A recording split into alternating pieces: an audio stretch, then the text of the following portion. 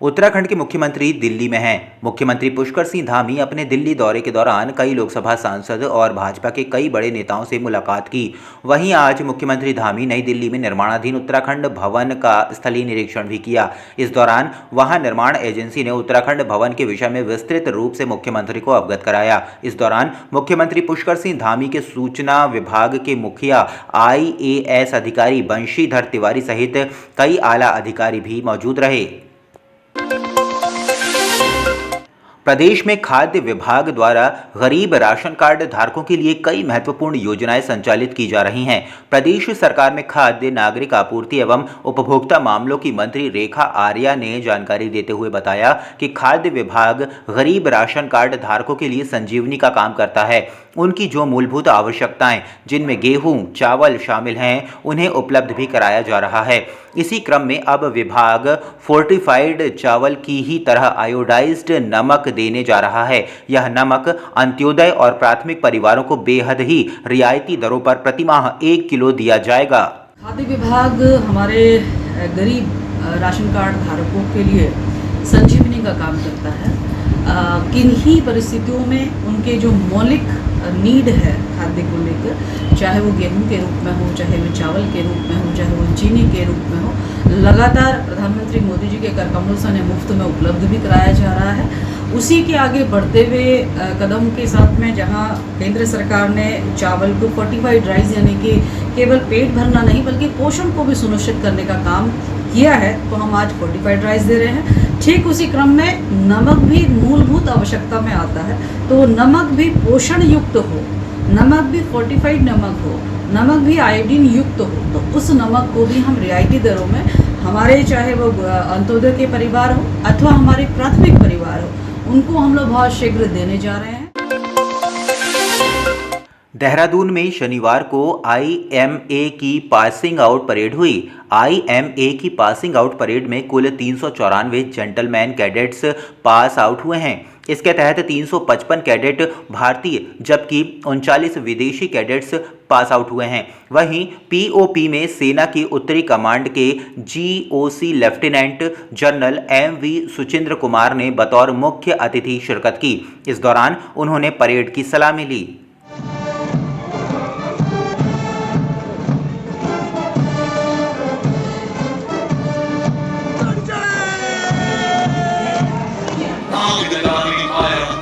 हे भारत के वीर जवानों, मैं तुझे जचाने आया हूं। हे भारत के वीर जवानों।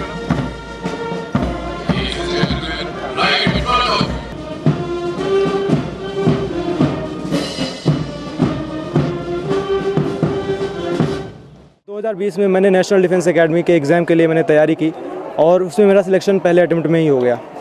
फिर उसके बाद 3 साल की नेशनल डिफेंस एकेडमी में training and then 1 year of training है। और आज मेरे कंधों पर जो सितारे लगे हैं वो मेरे माता पिता जी के मेहनत के कारण है। टोटल 394 ऑफिसर कैडेट्स आज हमने इंडियन आर्मी को दिए हैं, जो बहुत बहुत नाम रोशन करेंगे अपनी अपनी पलटन्स का, इंडियन आर्मी का और हमारे देश का। इसमें ऑलमोस्ट 39 जो लड़के हैं वो फ्रेंडली फॉरेन कंट्रीज़ के हैं एंड आई एम श्योर कि वो बहुत अच्छा करेंगे अपने अपने कंट्रीज़ के लिए भी।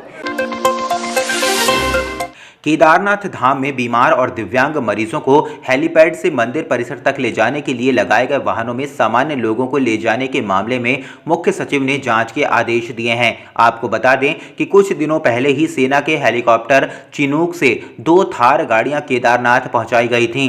जिस वक्त थार को केदारनाथ में उतारा जा रहा था उस वक्त इसका खूब विरोध हुआ था, लेकिन प्रशासन ने यह कहकर मामला शांत करवा दिया था कि ये गाड़ियां दिव्यांग और मरीजों को लाने के लिए और ले जाने के लिए लगाई गई हैं। हालांकि एक वीडियो सामने आने के बाद प्रशासन के दावों पर सवाल खड़े होने लगे।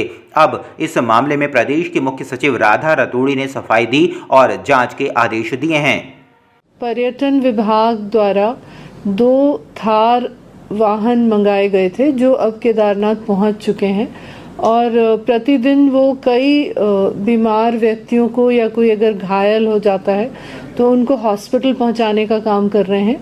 अभी हाल ही में एक वीडियो चल रहा था जिसमें कुछ सामान्य व्यक्तियों को भी थार से पहुंचाया गया। ये बहुत गलत है और इसके लिए जिलाधिकारी ने सख्त निर्देश दिए हैं कि ये वाहन जो हैं सिर्फ बीमार लोगों की मदद के लिए ही प्रयोग में लाए जाएंगे।